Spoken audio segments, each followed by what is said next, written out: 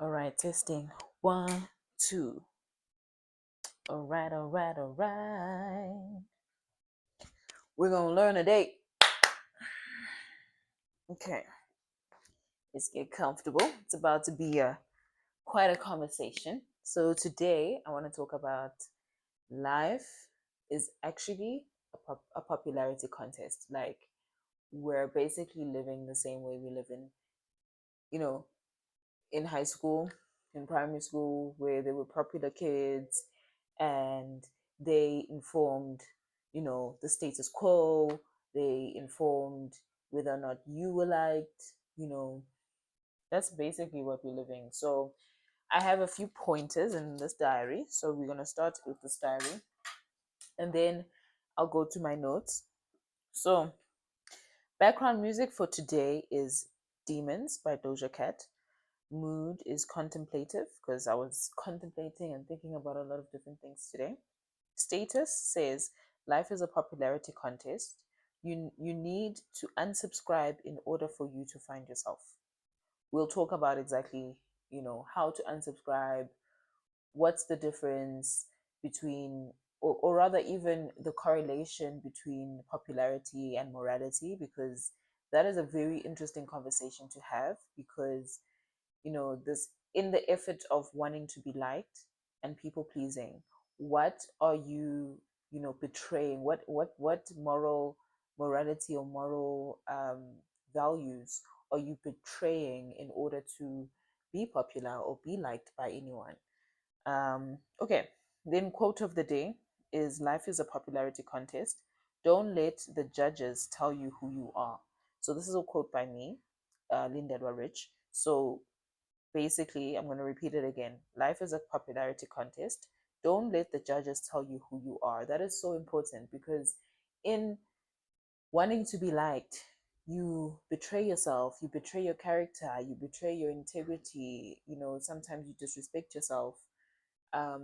Going back to my moral compass and you know, um, my lighthouse, which is rich, respect, integrity, character, honor. That's always what kind of keeps me in check. So what is the thing for you that keeps you in check? That is the important thing to take away from this today. Like having a moral compass is so important because it's kind of like the beacon, excuse me, the beacon that keeps you honest or keeps you on track to where you're wanting to go. So, okay, now that that's done, the little intro, now I guess it's time to actually talk, right? So, I'm going to start with the definition of popularity, then the definition of morality. Then I'm going to want to break down those definitions and then talk about the correlation between the two, and then talk about the prison for walls, and then finally the lives for walls. So I do have an episode separate from this one that talks about those in depth. So I won't be talking in depth today. It's more so how that relates to this popularity contest thing. Okay, so okay, what is popularity? It is a measure of how well liked someone is within a peer group. Okay, so what when I actually read that definition, I was like, okay, first of all, what if it's being measured? What is the matrix? Like, what is the matrix that determines what is popular? I don't think anyone can answer that because the matrix keeps shifting. The goalposts keep shifting in terms of what is popular, what is accepted, what is status quo, all of those things. The matrix doesn't really exist, right? So, popularity, what is the point of it, right? As soon as you realize that people have their own matrix of what is popular and what is liked based on their own belief systems, their own limiting beliefs, their own projected version of life, they might not ever see you. So, in the effort of trying to be seen, you're not even being who you are. You're not even having a character. You're being reactive to the environment where you're now creating a character based on wanting to be liked and wanting to be seen. So then you are never really seen, because who you are, or who you're performing to be rather, is not who you truly are. So you deny yourself knowing who you are, and you're denying the next person knowing who you are, by wanting to people please, because then they never truly know who you are. How sad.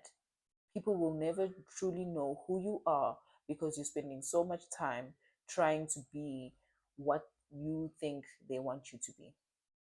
Not even what they want you to be, what you think they want you to be. So you're not even an image of yourself. You're an image of an image of what you think is the image that's in their head. You're 3 levels down from who you're actually meant to be. How sad is that? That is what I mean by life is a popularity contest. It makes you, there's so many layers that you put on, you know, to be somebody who's not even, you don't even know who that somebody is, because again, you don't even know the matrix of what's popular. And what's most important, and not what's most important, or rather what's the saddest part, is that you do this in different aspects of your life. You're wanting to be liked at work, you're wanting to be liked by your friends, you're wanting to be liked by your family, acquaintances, maybe even strangers.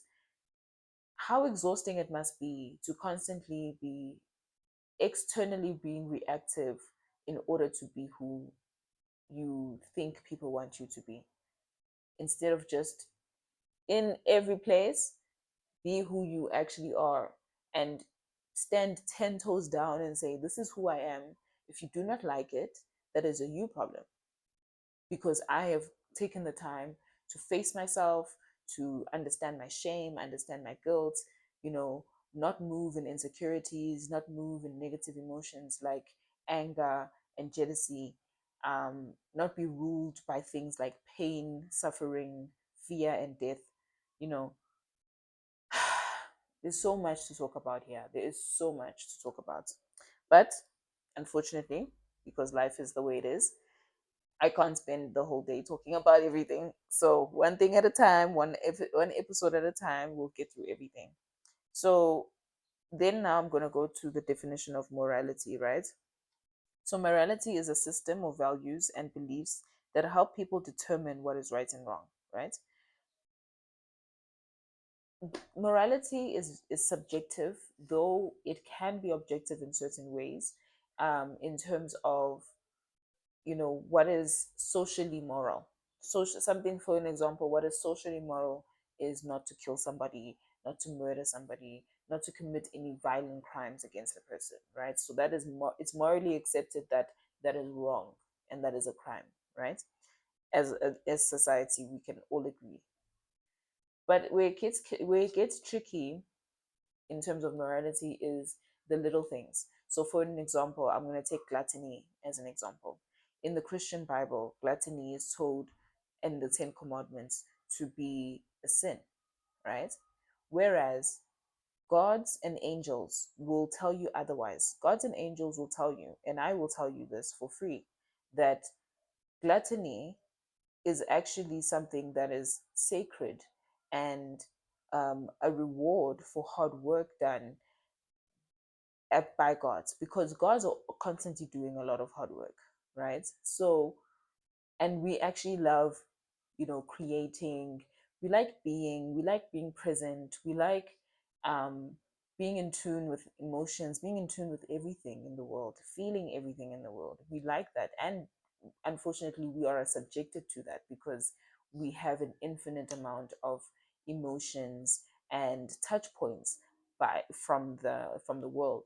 So morality, like I said, can be subjective in that way, because then someone can look at me and say, I'm insatiable, therefore I sin because I'm gluttonous, right? Whereas in terms of my moral compass, be moving with respect, moving with integrity, having character, and sustaining, and making sure that I honor those things, and in terms of my moral compass, which is rich, if that is my moral compass, and I feel like gluttony does not align with that, in terms of me being gluttonous is not a negative thing for me. I'm happy to be. gluttonous because I've worked so hard, limiting myself so many times, limiting myself in general, that now I'm bigger than life and I figured out who I am, and now I'm ready to take everything that's owed to me, right? And to anyone else looking on the outside, that can look like a sin because they do not have the context or the nuance to say, this person has been through every form of human trauma you can think of. Um, at some point, it has to reach a climax. And when you reach that climax, it's supposed to be some sort of reward at the end of it, because this life was never meant for suffering, for pain, for fear, for death. This life was meant for joy, for mission, for having a mission, having a vocation, having a profession. Those ikigai, though, that is what our reason for living is, as the Japanese say. So it is very unfortunate that in the effort to be popular, you actually get further and further away from yourself and finding out who you are. So I want to go back to that quote that I said, that popularity, life is a popularity contest.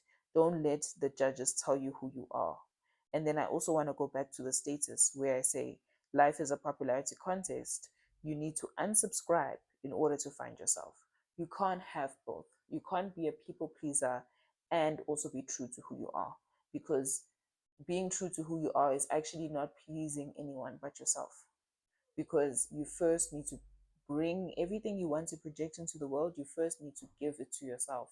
And the reason why the world is the way it is because everyone is projecting hate, in fear, insecurity, jealousy. We're all projecting all of those things, and then now it's actually visibly being seen in the mother nature, because we're taking so much time away from actually doing what we're meant to be doing. We are so distracted and strayed so far from our missions that obviously that has messed up the balance of nature. Anyways, going back to then the definition of popularity, right? Again, I talked about what is the matrix. Then I also want to go back and say, since it's within a peer group, right? This peer group, does it have the adequate experience and expertise to even judge you? Because let's go back to the definition. Popularity says it's a measure of how well liked someone is within a peer group.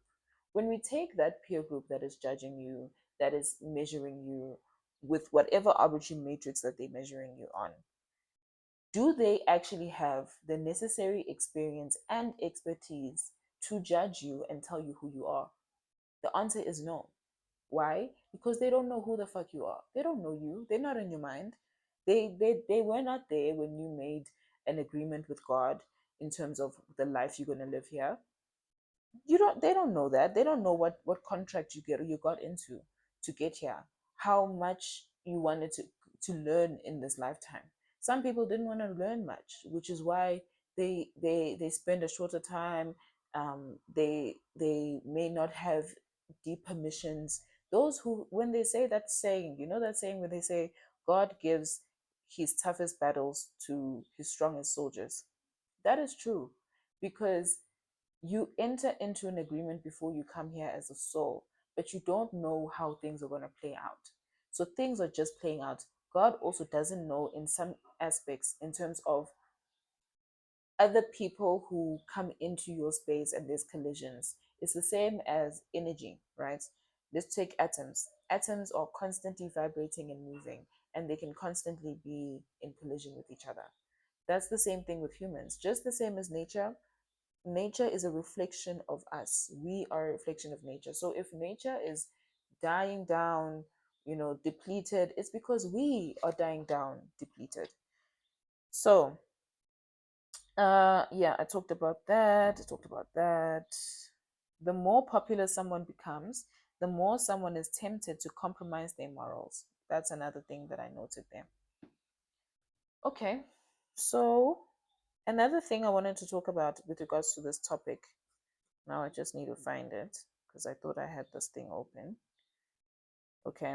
So I then went to Chat GPT, right? Because I wanted a summary of what is the negative correlation between then popularity and morality? Because I do know that in terms of then answering that question, in terms of correlation, my understanding is that the more popular someone becomes, then the more tempted they are to compromise themselves, compromise their morals, and compromise who they are actually trying to be in order to be liked. So ChatGPT has the same kind of definition, so I'm not going to repeat that portion, but it also talks about how it manifests in several ways, right? So they say that you compromise for approval.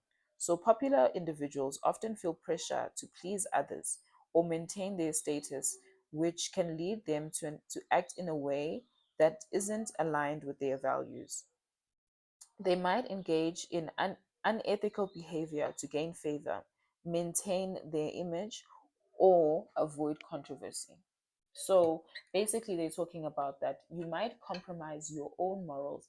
That's why it's so important. It is so important to have a moral system, a foundation, a lighthouse that keeps you on track, because there are so many things constantly, day by day, decisions that you're making day by day that have moral questions, and you can easily stray further and further away from who you are by being reactive in your environment and not being conscious about each thing that's happening. Yes, it takes time.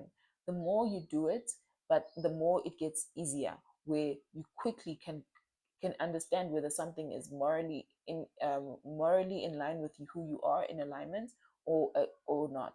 You have to force your brain to create new pathways of thinking, and the only way to do that is to constantly then have a summary. That's why I say have a quick moral compass that is a quick check, almost like a cheat sheet, where you can be like, does this fit in? No, it doesn't, therefore I'm not doing it. But if you don't have that, it's harder to make those decisions, because you're like, I want this because of pleasure. It would be nice. Let's say, for example, you have, um, you know, let's just say you have someone who wants you to commit fraud with them in an effort to for them, maybe they have some sick person, and then they're deciding that they need to have commit fraud, and they need your help, because maybe there's a two command system in some sort of way.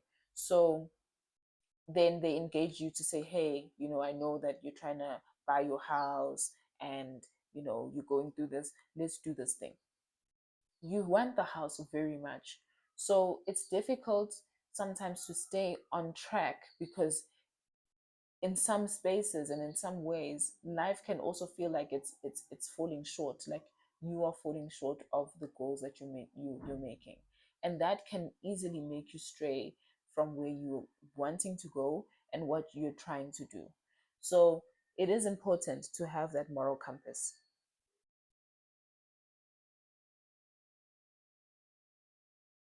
Okay, so that covers um compromising for approval. The next is self interest and ethical responsibility, right? So here they talk about popularity can bring power, wealth, influence, and these can sometimes encourage individuals to prioritize self interest over ethical considerations. This goes back to my example. For example, a celebrity or politician might prioritize maintaining their public persona over doing what is right in certain situations. We've seen that many times. So, short term versus long term morality. In some cases, people who are focused on gaining popularity or maintaining a high status may engage in behavior that is morally questionable in the short term. This behavior might be aimed at achieving instant rewards, even if it undermines long term moral principles. This goes back again to my example. In the short term, you might need to buy the house and pay these legal fees and everything, because you're competing with somebody else. So there's like time pressure, right? But in the long run, when you look back, it's not going to look good. It's not going to feel good. There's going to be guilt that you have. You might have shame. You might, we have regrets, guilt, all of those things. And those are negative emotions where it can create a new environment of suffering, where you're always hyper vigilant, hyper alert that, oh my gosh, what if I get caught? What if I get caught? All of that, all of those things are the prison four walls: pain, suffering, death, fear. Those prison four walls can suffocate you. Just like I said, that you have your pain here, you have your suffering here, you have fear going at the front and at the top. Why? Because it fear suffocates you. Then you have death at the back because you always know that death is coming. So this fear can really suffocate you and create this environment of suffering where you are so reactional and living in so much survival mode that you can't even recognize who you are, and you lose your way, you lose your connection to God, you lose your connection to yourself, and yeah, you just almost aimlessly going somewhere, but you don't know where that place is. Like, you don't have a direction, so you don't have that moral compass keeping you grounded, keeping you on track, keep knowing where you're going. Okay, then the last point that they talk about then is groupthink. So oof, ow, that was painful. So groupthink, basically conformity. Here they say that popularity often comes with a strong influence of others. In some instances, popular people might influence others to adopt behaviors that are unethical or harmful because of the pressure to conform to group norms. I think there's quite a few things that I'd said in terms of uh, conformity, in the sense that, you know, the popularity contest, when there's judges, they are the ones that kind of um, put that pressure on everyone else in society to conform. And uniqueness is actually what is what is closest to God. Being your unique individual self, being who you are truly, understanding what your purpose is, all of that brings you so much closer to yourself, brings you closer to God. And you are then closer to the image of God, which is the whole purpose of being here: getting closer to God, getting closer to yourself. Okay, finally, in short, the idea of negative correlation here suggests that some contexts it suggests that in some contexts, the more someone seeks popularity or achieves it, the more likely they are to make moral compromises to maintain that status. Not everybody experiences this, of course, but it is an idea rooted in the tension between self interest and ethical behavior in social dynamics.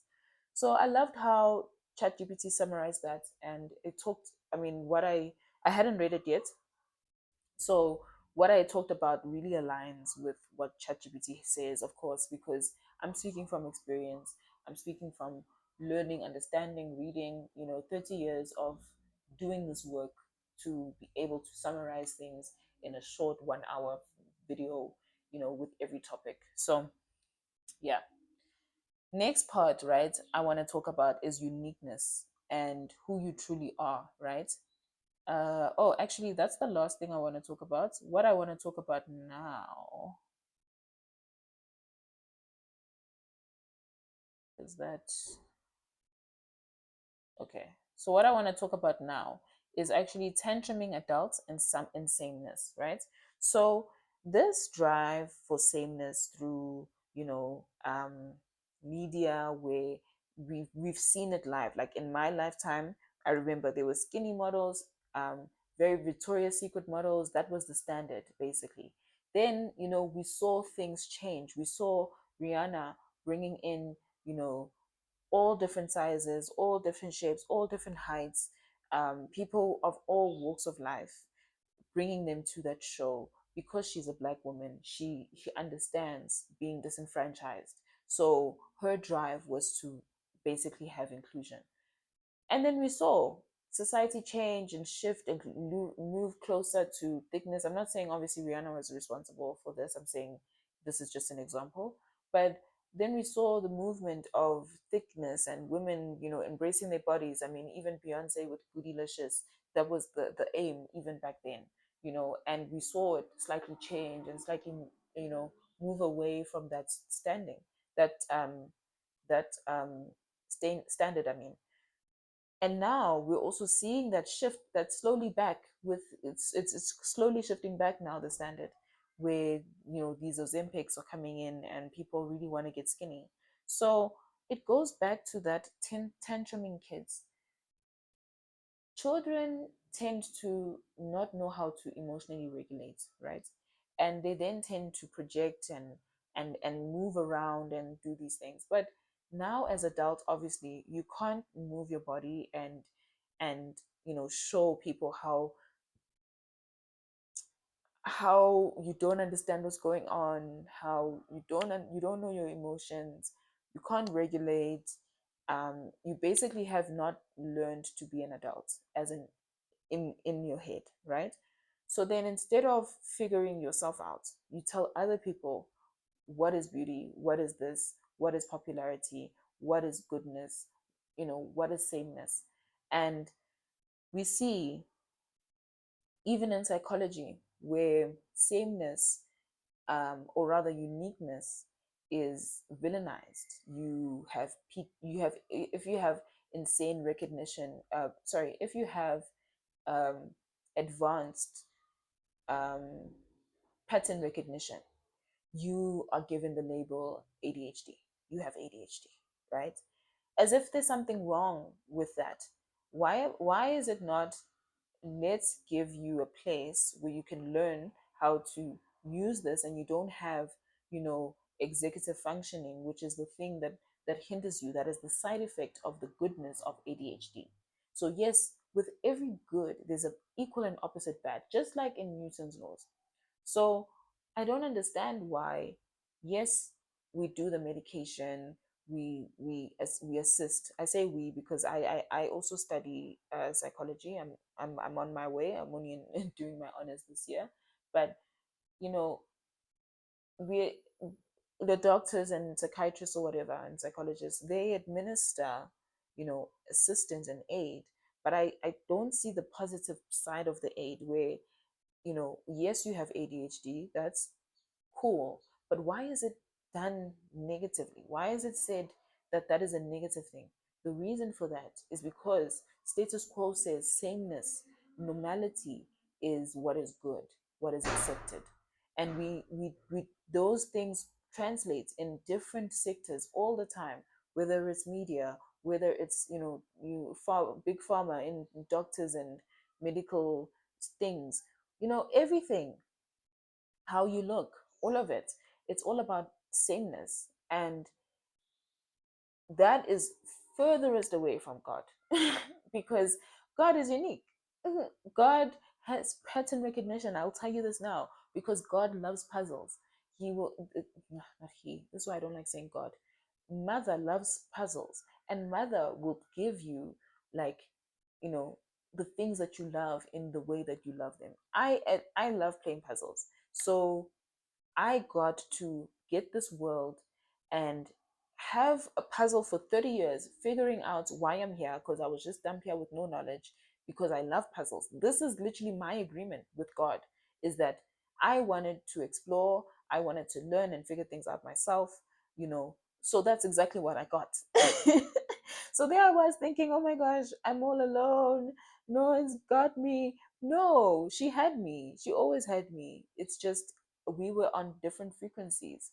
I wasn't in touch with her, so I couldn't hear her. There's certain signs that you're always getting from God, constantly, always. I'll tell you this now, you're always getting signs.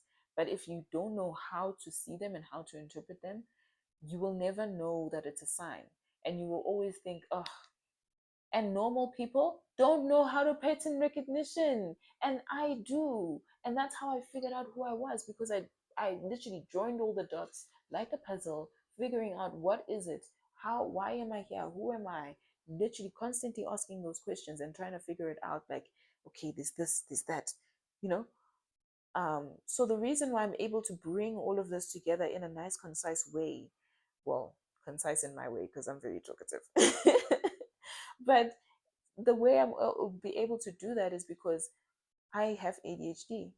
I would not have been able to do it without it, because you can't learn how to summarize things and everything you see without pattern recognition. because your mind needs to be able to recognize the patterns and draw conclusions from that. That is why I was able to have make that correlation, check on chat gpt in real time, and read out to you what I actually understood already in my head, just based off of experience and my reading on my own, with your podcast, your normal books, that self-development books. So like I said, lean into your uniqueness. I don't think I said that yet, actually. That's the point. Lean into your uniqueness, the things that make you you. Don't let society tell you who you should be. The only person on this earth who can tell you who you are is you, because you are the one that made a social contract with God and came here, but we don't know why you're here. So you're doing everything, but what is the point of life? So now let's go into uniqueness, because that's where we started. So, okay, one more thing. On the tantruming adults and this promotion of sameness, this is also this also comes into play in terms of the prison four walls. So, like I always talk about, pain, suffering, fear, and death, right? So the prison four walls, they they can make you suffocated, because you have then the society who also instills fear that you won't be liked, fear that you won't be noticed, um, you know, fear from being othered, being out of the class, whatever the class is, whether it's physically being fit, whether it's being attractive, whether it's, the pretty privilege, white privilege, any form or thing that can outcast other people. That breeds fear for people. People are so scared to be unique and, defy the status quo, that they would rather try so hard to fit in than to stand out and be who they are. It is and it's always commended, like, oh, you're so authentic, oh, you're so honest, oh, you're so, you know it's always commended when you're unique, but in the same breath it's also not accepted. Which one is it? Do we like it? Do we not? You know? And it's for you. It's meant to be for you. You're meant to do that. You're meant to be unique. You are exactly who you should be. You don't need to do anything else. What you do need to do is figure out who you are, who you truly are, and not who you've been to survive, or been because of being suffocated by the prison four walls. Because the prison four walls move. Sometimes they're closer, they're here, and you can't breathe. And then sometimes they're a bit, and then you can breathe. And then they come here again, and you can't breathe. So the only way is to break through those walls. And how do you break through those walls? Figure out who you are, figure out what your purpose is. That's what I will probably always say this. I'll probably literally say this until I'm blue in the face, because it's so simple. It literally is that simple. But I have to keep repeating it, because it's very obvious to me and any angel on this earth that people have not done the homework that they needed to. So then this leads us to uniqueness and how you stand out. How do you stand out? Using the life's 4 5 walls. Sorry, what did I just say? I love five so much, I even threw it there.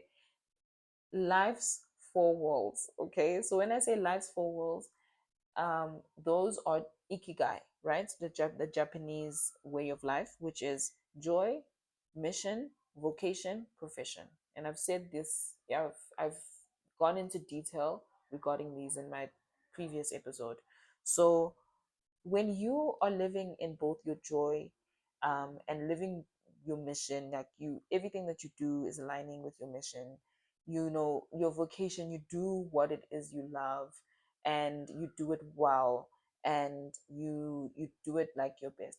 And for me, vocation should be you should be your day-to-day work, job, career, because vocation is basically like your career.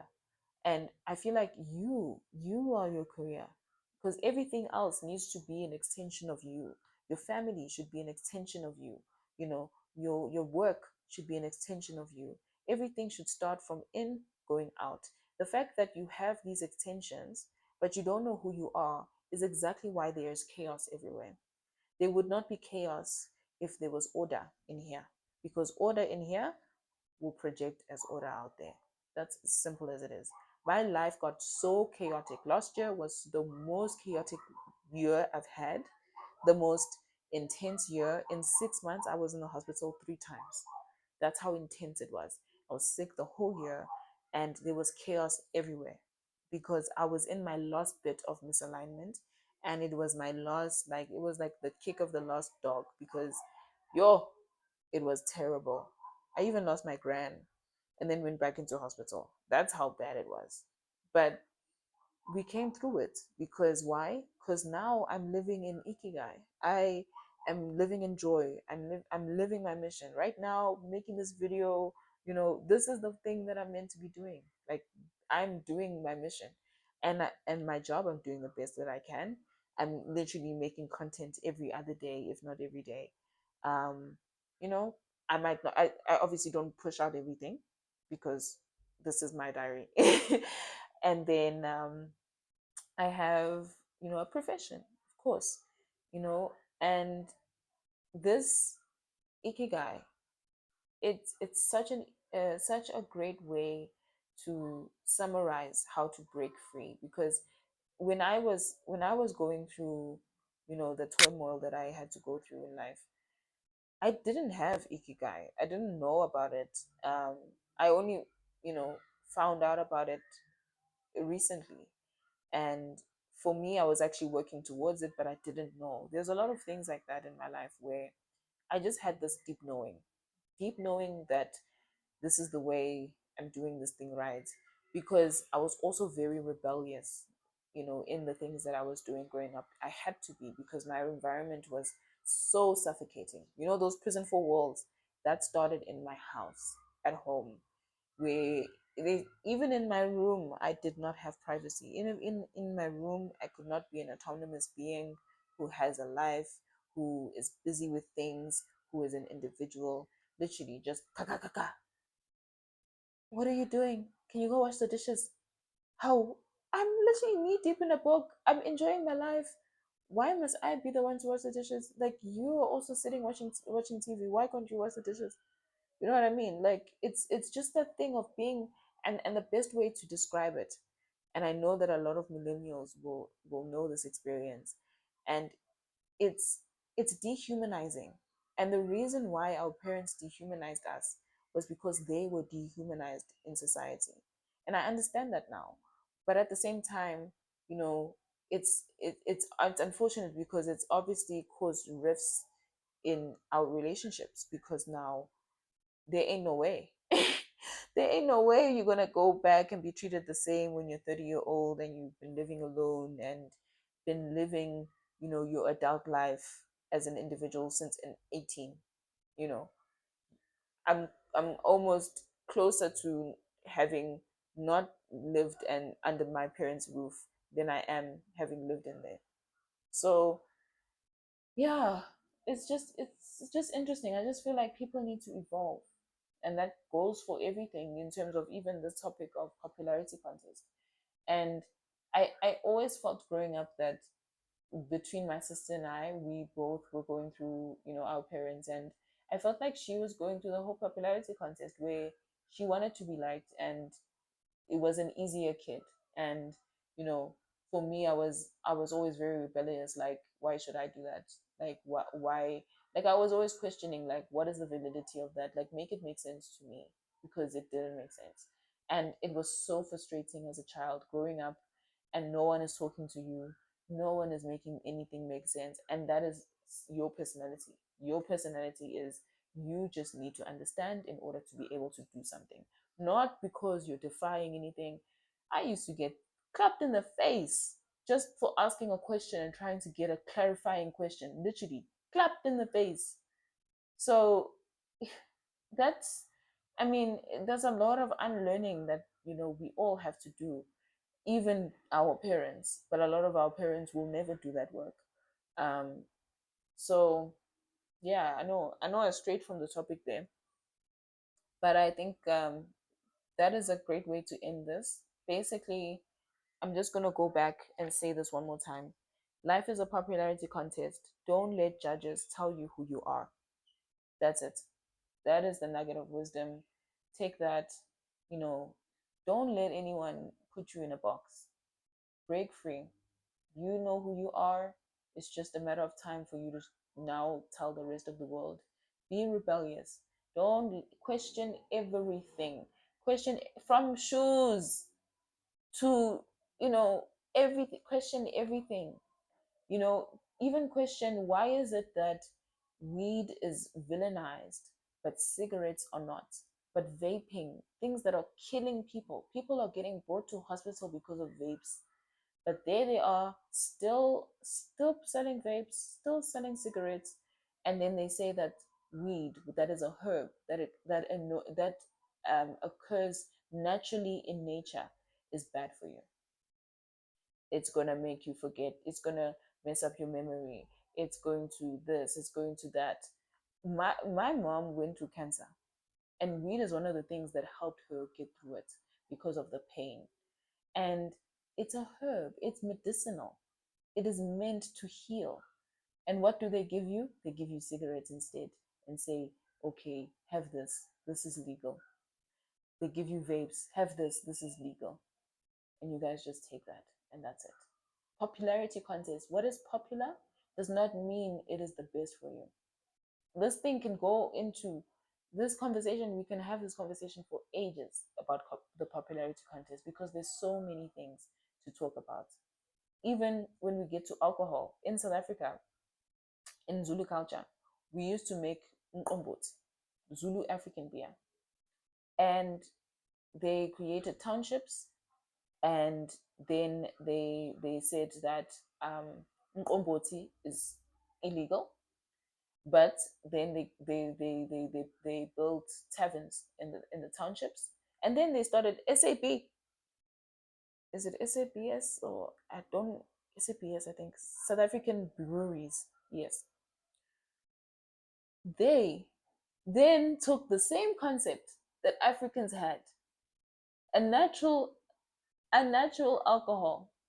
They then took the same thing and made a beer and then sold it back to us and say, this is what you need to be drinking. We have forgotten our way. We now buy alcohol and it's now R1 billion, maybe even R1 trillion industry because so many people are drinking to drown their sorrows and, forget about the prison four walls. But we're spending so much time suffering and simmering in these things. These things were meant to for us to enjoy, not to be used to drown pain. That's not the same. You don't enjoy it the same. You trust me. Things are so much better now for me. Like post, you know, being rising, I guess, or being awake. Post that, life has been so much brighter. Things taste better. You know, um, I rarely need sleep or food. I do it. I sleep. I eat, of course, but my heart is full. My heart is full. I'm good. Like I'm really 100. I have people that care about me. They're showing it all the time. You know, I'm so blessed and so full. And I want that for everyone. I want everyone to see and live in life's four walls, the four walls that were created by my mother, not what was created by tantruming children, illiterate people who are not capable of understanding the full aspect and the full spectrum of life. The reason why life is the way it is because you have the worst teachers and you are listening and taking everything as gold. You're not questioning anything. You're not trying to figure out who you are. You're being lazy. And this is not what we wanted for you as gods and angels, because for us, that's the same thing. We never wanted this for you. We wanted you to have fun. The things you enjoy were meant to be enjoyed gluttonously, infinitely, all at once, all the time. You were never meant to be one thing. You are a human being.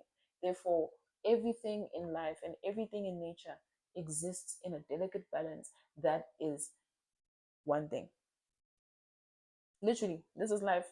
As soon as you bring everything together, believe everything is true. Vampires, werewolves, all of it. Those are just metaphors and creative ways of saying the same thing. When I came awake as a god, I was shedding skin. I was shedding hair like a werewolf. My bones felt painful like a werewolf. Now I don't need to sleep like a vampire, don't need to eat like a vampire. That is all of that creativity. One thing that is important is that all angels are creatives. Not all creatives are angels. But one thing about creative media, creative media is doing, it's a way for angels to communicate with each other. And finally, a lot more angels are able to communicate their craft. You can see when you're an angel, you know the difference. You can feel it, you can see it, you know who's true, you know who's not. And I know. So I don't want anyone coming and telling me who they are, and I can look at you and tell you, baby, you haven't worked hard enough yet. You don't know it yet. I'm yet to meet a single person who knows who they are besides myself. I'm hoping to find them. That's why I'm making all of this media. I'm hoping to find them. I can see some of them in, as celebrities, people who are creatives. You know, there's a few that I've mentioned. So yeah, now I just get to hunt and figure out who my siblings are, live my life, share with you guys. You get to see me live my life, and I hope that it inspires you to want to live yours. That is my purpose, to inspire everyone, and that's what I want to do. So, again, as usual, thank you for taking the time to interrupt my diary. Um, I hope you got everything you needed, and I guess I'll see you on the next one. Have a great one.